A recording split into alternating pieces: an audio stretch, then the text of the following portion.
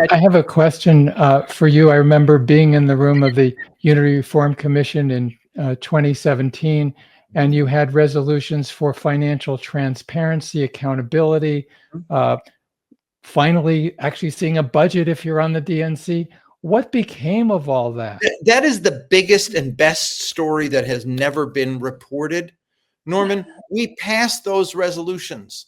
It was a fight, but we got the Hillary people to agree. I even went to one member of the committee who told me, I'm on the Hillary team, but I agree with what you're doing. Here's how we did it in my state. And I modeled the proposal after that, that we have an elected finance oversight committee that would be elected by the membership and would report back to the membership.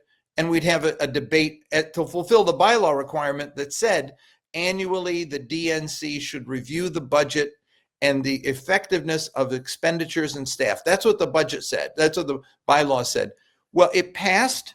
It went to the staff.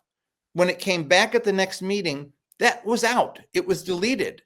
And I said, how could you do that? They said, well, we decided it wasn't workable. I said, we decided that we wanted to pass it. Anyway, it got dropped. And then if you look now in the bylaws, it no longer says that annually the DNC should review. It now says that annually the finance committee should review. And the finance committee, as per Tom Perez, was appointed by the chair. And so it's an appointed committee to have oversight over the expenditures by the chair.